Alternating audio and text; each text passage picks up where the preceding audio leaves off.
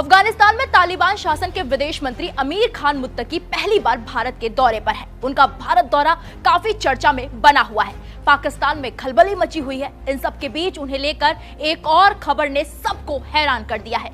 कुछ लोगों के मन में सवालों के बुलबुले उठ रहे हैं। वो खबर है मुत्तकी का यूपी दौरा। मुत्तकी यूपी क्यों जा रहे हैं? उनके दौरे के बीच दारुल उलूम देवबंद की चर्चा क्यों हो रही है? दारुल उलूम देवबंद पर मुत्तकी ने क्या बयान दिया है जिसने देवबंद पर नई चर्चा शुरू कर दी है? आइए इस रिपोर्ट में बताते हैं। दरअसल तालिबान सरकार के विदेश मंत्री सीएम योगी के गढ़ यानी कि उत्तर प्रदेश के दौरे पर हैं। वो सहारनपुर जिले के दारुल उलूम देवबंद में 5 घंटे रुकेंगे।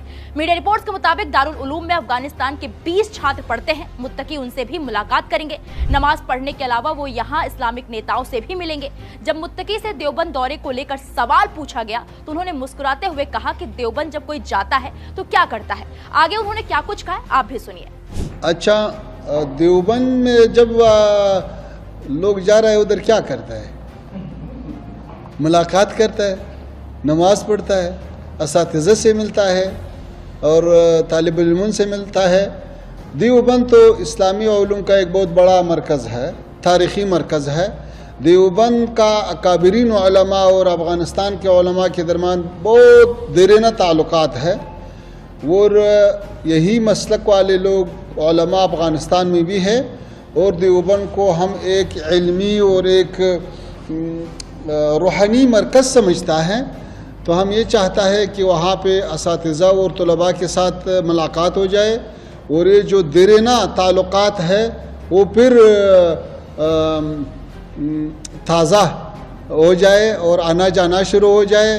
जैसा हमारे तलबा यहाँ पे इंजीनियरिंग के लिए आता है, साइंस के लिए आता है और उलूम के लिए आता है, ऐसे दीनी उलूम के लिए भी आता है। तो इस सिलसिले में इंशाल्लाह कल देवबंद जाना है। और ये जो आपने दूसरा सवाल किया ये उससे पूछो जो ये बात उठाता है। हम तो इसका कायल नहीं कि अफ़गानिस्तान से किसी को ख़तरा है या किसी को अफ़गानिस्तान से अमनीती मुश्किल है। जो लोग ये बात करे वो सबूत भी पेश करे। अब बात कर लेते हैं कि देवबंद और तालिबान का क्या कनेक्शन है। देवबंद का नाम सिर्फ एक मदरसे के लिए नहीं बल्कि एक विचारधारा के जन्म स्थान के रूप में भी जाना जाता है। 1866 में अंग्रेजों के शासन के दौरान स्थापित दारुल उलूम देवबंद का उद्देश्य था कि इस्लामी शिक्षा को बाहरी प्रभावों से सुरक्षित रखना और कुरान हदीस को उनके असली स्वरूप में पढ़ाना। यहीं से देवबंदी आंदोलन की शुरुआत हुई थी जो धीरे धीरे भारत से निकलकर पाकिस्तान, अफगानिस्तान और बांग्लादेश तक फैल गई। इस तरह देवबंद विश्व स्तरीय इस्लामी शिक्षा केंद्र के रूप में उभरा। कुछ मीडिया रिपोर्ट्स में दावा किया